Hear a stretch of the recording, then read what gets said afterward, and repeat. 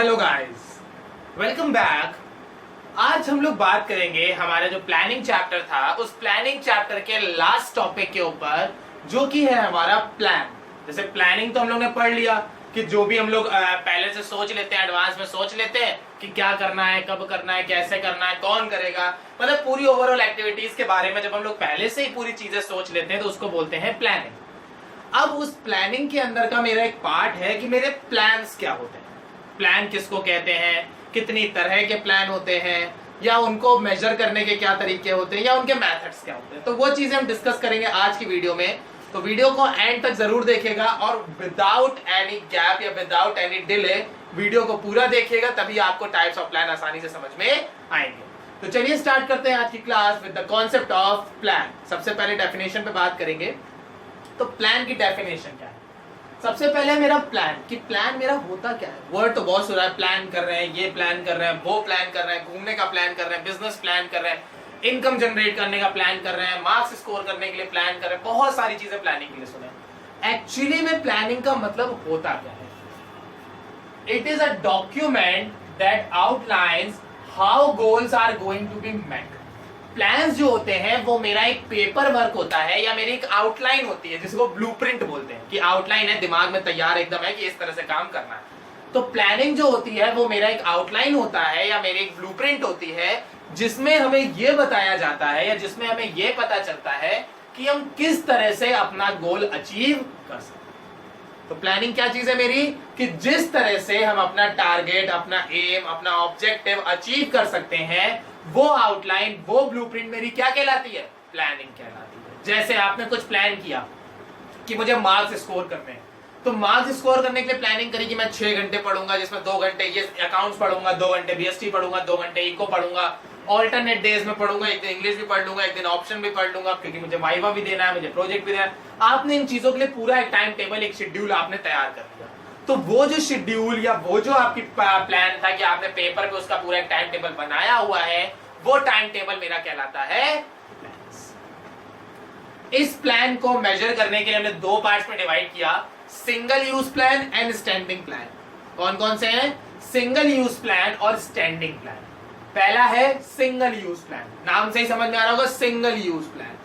वो प्लान या वो मेरी सोच या वो मेरी टेक्निक्स जो सिर्फ हम एक ही बार इस्तेमाल कर सकते हैं, मतलब उसको एक बार इस्तेमाल किया वो खत्म, अब उसको दोबारा इस्तेमाल नहीं हो सकता उसका। तो जो प्लान सिंगल यूज प्लान होते हैं उनका इस्तेमाल हम सिर्फ एक ही बार करते हैं और सिर्फ एक ही बार हम उनको इस्तेमाल भी कर सकते हैं। तो जो प्लान्स मेरे होते हैं, सिंगल यूज प्लान जो होते हैं, उनका इस्तेमाल एक बार होता है किसी भी एक चीज को सॉल्व करने के लिए। ठीक। दूसरा आता है मेरा स्टैंडिंग प्लान्स। स्टैंडिंग प्लान्स हमारे वो प्लान होते हैं जिनको हम लोग बार बार इस्तेमाल करते हैं, मतलब रिपीटेशन में रखते हैं उसको। वो ये प्लान्स हमारे वैसे होते हैं जो हर जगह अप्लाई हो जाते हैं, ठीक है ना। जैसे कुछ हमारे कॉन्सेप्ट्स ऐसे होते हैं या कुछ हमारा नेचर ऐसा होता है, जैसे सबका नेचर होता है कि अगर लड़ाई झगड़ा हो रही है, कहीं कोई लड़ाई झगड़ा हो रहा है, कुछ लोगों का नेचर होता है कि वहां शांत हो जाते हैं, कि शांत हो गए भैया, ठीक है तुम बोल लो, हम खुश, हम शांत हैं। ठीक। तो ये क्या हो गया? ये स्टैंडिंग प्लान हो गया कि वो हर बार इसको इस्तेमाल कर लेते हैं क्योंकि उनके नेचर में है। सिंगल यूज प्लान कौन सा? वो लड़ाई हुई, मारा कंटा पे एक चित मिला के, तुमने बोला कैसे, हमको बोलो, तुम मारे कंटा पे सही हो जाओगे। तो यहाँ पे क्या हो गया? ये सिंगल यूज, की एक ही बार हो पाएगा, ये दोबारा करोगे उधर से भी चल जाएगा। सिंगल यूज प्लान क्या होते हैं कि आप जिनको एक बार इस्तेमाल कर सकते हो वो सिंगल यूज प्लान होते हैं, जिनको आप बार बार इस्तेमाल कर सकते हो वो मेरे स्टैंडिंग प्लान्स होते हैं। ठीक। अब बात करते हैं टाइप्स ऑफ प्लान के ऊपर में, कि मेरे जो प्लान्स होते हैं वो कितनी तरह के होते हैं। तो बेसिकली हमने अपने प्लान्स को डिवाइड किया 8 पार्ट में, 8 पार्ट्स में हमने अपने प्लान को डिवाइड किया है, जिसमें पहला आता है मेरा ऑब्जेक्टिव। पहला कौन सा मेरा आता है? ऑब्जेक्टिव। कि मेरे ऑब्जेक्टिव क्या होते हैं? तो ऑब्जेक्टिव का मतलब होता है सेटिंग ऑफ द टारगेट। जब हम कोई टारगेट सेट करते हैं, कोई एम सेट करते हैं, तो वो एम सेट करना या वो टारगेट सेट करना मेरा क्या कहलाता है? ऑब्जेक्टिव। और ये ऑब्जेक्टिव भी मेरे प्लान का ही एक पार्ट होता है कि हमें पता हो तो होना चाहिए कि हमें अचीव क्या करना है। एक टारगेट तो रखो, हमें 60% नंबर लाने, 80 लाने, 100 लाने हैं, हमें 20% प्रॉफिट चाहिए, हमें 40% प्रॉफिट चाहिए, हमें 10% प्रॉफिट चाहिए। एटलीस्ट एक मार्जिन तो रखो, एक टारगेट तो रखो कि हमें ये अचीव करना है। तो जो पॉइंट आपको अचीव करना होता है, जो टारगेट आप रख रहे हो, जो एम आप रख रहे हो, जो आप सेट कर रहे हो, वो मेरा कहलाता है ऑब्जेक्टिव। ठीक। दूसरा आता है स्ट्रेटेजी। स्ट्रेटेजी का मतलब होता है it refer to the future decisions. Regarding the organisation direction. Organisation को जो भी काम करना है उस काम को करने के लिए जो वो फ्यूचर प्लानिंग कर रही है। फ्यूचर प्लानिंग का मतलब जैसे फॉर एग्जांपल कि अब मैंने कोई एक इंस्टीट्यूशन खोला, मेरा कोई स्कूल खोला, मैंने स्कूल खोलने के बाद मैंने क्या किया, मुझे उसका प्रमोशन कराना है। तो अब प्रमोशन करने के लिए मैं स्ट्रेटजी बनाऊंगा ना कि कहाँ कर सकते हैं हम लोग। न्यूज़पेपर में डाल सकते हैं, टीवी पे दे सकते हैं, रेडियो पे दे सकते हैं, पैम्पलेट बनवा सकते हैं, बैनर बनवा सकते हैं, होर्डिंग्स दे सकते हैं, ग्लो साइन बोर्ड बनवा सकते हैं। मतलब डिफरेंट टाइप्स के ऑप्शन मेरे पास अवेलेबल है जिनके थ्रू हम एडवर्टाइजमेंट कर सकते हैं। तो ये स्ट्रेटजी तो है, ये मेरा तरीका है ना, ये पर्सनल मेरा तरीका है। हम बैनर बनवाएंगे, बाकी लोग न्यूज़पेपर में देते हैं, हम पैम्पलेट बनवाएंगे, बाकी लोग टीवी रेडियो में देते हैं, हम टीवी में देंगे, ठीक। या इन सब में खर्चा और हम ऑनलाइन प्रमोट करेंगे, फ्री, कोई खर्चा ही नहीं है। फेसबुक पे डाला, इंस्टा पे डाला, यूट्यूब पे डाला, टिकटॉक पे डाला, यहाँ प्रमोट कर दिया। तो ये क्या हुआ, एक स्ट्रेटजी तो है, मेरा तरीका है ये। तो अपनी ऑर्गेनाइजेशन में आपको जो काम करना है उस काम को करने के लिए जो आपने फ्यूचर के लिए जो डिसीजंस ली है अपने बिहाफ पे, अपने पॉइंट ऑफ व्यू पे, वो मेरे कहलाती है स्ट्रेटजी, ठीक। तीसरी आती है पॉलिसीज। पॉलिसीज का मतलब होता है general response to a particular situation. आप एक पर्टिकुलर सिचुएशन पे जो एक नॉर्मल रिस्पॉन्स देते हैं जो सबके लिए कॉमन है, मतलब सिचुएशन कोई भी हो मेरा रिस्पॉन्स सबके लिए सेम है, वो मेरी कहलाती है पॉलिसीज। जैसे हमने अपने स्कूल्स में करा हुआ है, हमारे यहाँ 50% मेल स्टाफ होगा, 50% फीमेल स्टाफ होगा, ये मेरी पॉलिसी है। अब सिचुएशन कोई भी आ जाए, लॉकडाउन आ रहा है तब भी हम यही रेशियो मेंटेन रखेंगे। हमारे स्टाफ ज्यादा है तो भी हम 50-50 रखेंगे, मेरा स्टाफ कम है तो भी हम 50-50 रखेंगे। इन शॉर्ट हम क्या करेंगे, मेरी एक जनरल पॉलिसी है। जैसे जनरल पॉलिसी ये भी कह सकते हो कि ये मेरी गाइडलाइन हमने रखा हुआ, हमने सेट किया हुआ है। जैसे रिजर्वेशन है हमारे इंडिया में, रिजर्वेशन है ना, SC ST का है, OBC का है, जनरल का है, तो ये पॉलिसी है गवर्नमेंट की। ये रिजर्वेशन सेट करना गवर्नमेंट की पॉलिसी है, जिसमें गवर्नमेंट ने सेट किया हुआ है कि भैया ये मेरी पॉलिसी है, ये मैंने फॉर्म करी हुई है, और कोई भी सिचुएशन आ जाए मेरा रिस्पॉन्स यही है।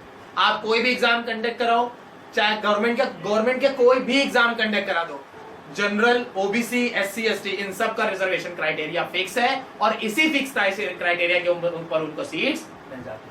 तो पॉलिसीज क्या हो गया कि कोई भी सिचुएशन हो और हर डिफरेंट सिचुएशन में मेरा रिस्पॉन्स एक ही आ रहा है, तो वो मेरी कहलाती है पॉलिसीज, ठीक। नेक्स्ट आता है प्रोसीजर।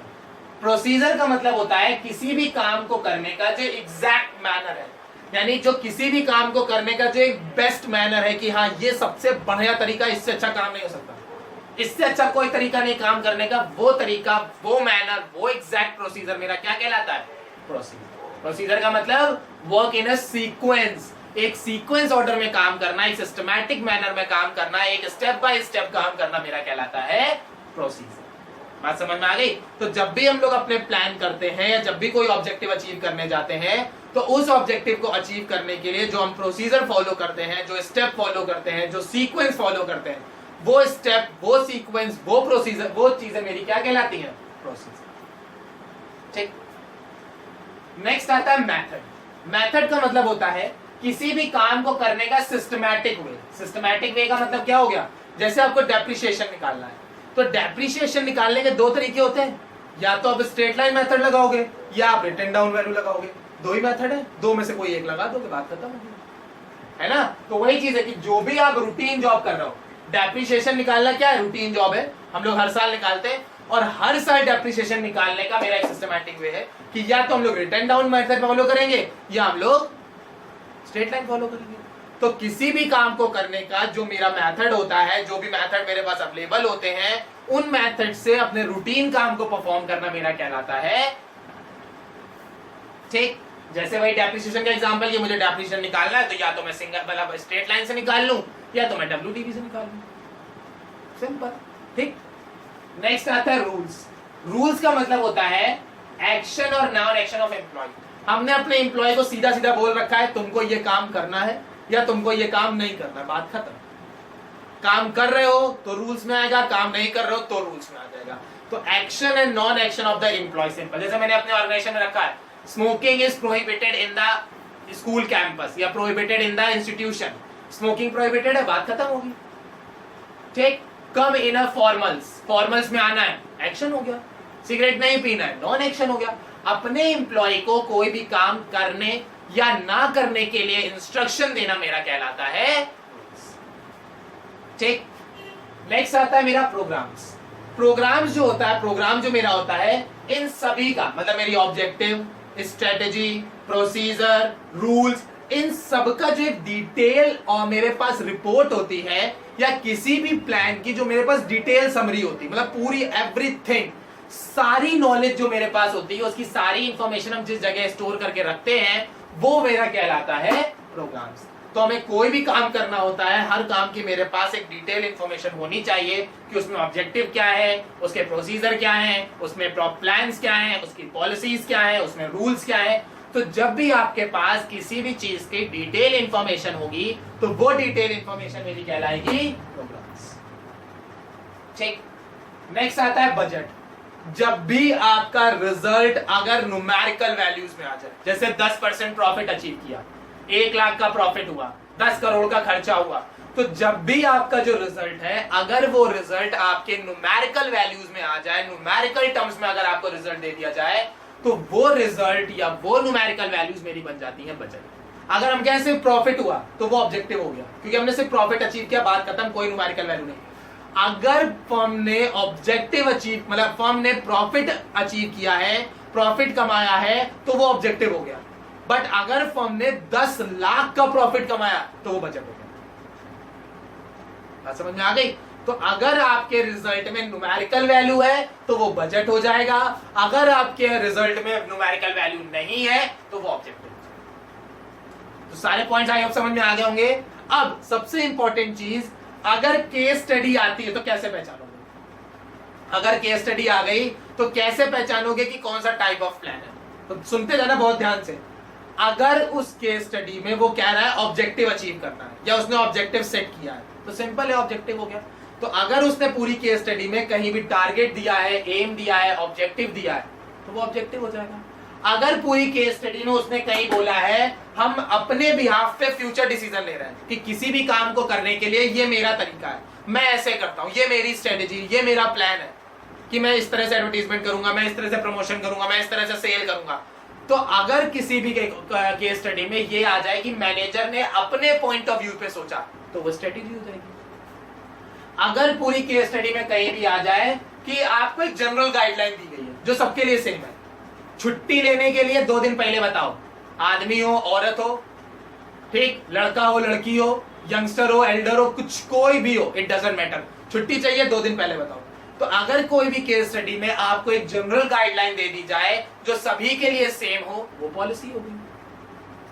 अगर पूरी केस स्टडी में आपको जो काम आप कर रहे हो उस काम को करने के लिए सीक्वेंस दिया हो, स्टेप्स दिए हो, 1 बाय 1 सारे प्रोसीजर दिए हो, प्रोसीजर हो जाएगा। अगर पूरी केस स्टडी में कहीं भी कोई काम करने के लिए आपको तरीके दिए गए हो कि किस तरीके से करना है, अब स्टेप्स और तरीके में फर्क होता है। मेथड जो होता है वो प्रोसीजर का एक्सटेंड वर्जन होता है, पहले प्रोसीजर होते हैं फिर मेथड होता है, ठीक है ना। तो पहले हमें स्टेप्स पता होंगे तभी तो उस पर हम काम कर पाएंगे। तो प्रोसीजर में सीक्वेंस होता है और मेथड में मेरे पास तरीके होते हैं। फिर रूल्स, अगर पूरी केस स्टडी में उसने कहीं भी दे दिया कि मैनेजर ने सजेस्ट किया है कि या तो ये एक्शन में करो और या तो ये नॉन एक्शन होगा, एक्शन और नॉन एक्शन वर्ड आ जाए तो आंसर होगा रूल, ठीक।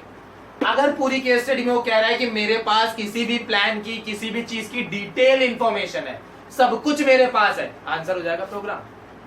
अगर पूरी केस स्टडी में कहीं भी आंसर आ रहा है कि आपका जो रिजल्ट है वो न्यूमेरिकल वैल्यू पे है, तो अगर न्यूमेरिकल वैल्यू पे रिजल्ट आ रहा है तो आंसर हो जाएगा।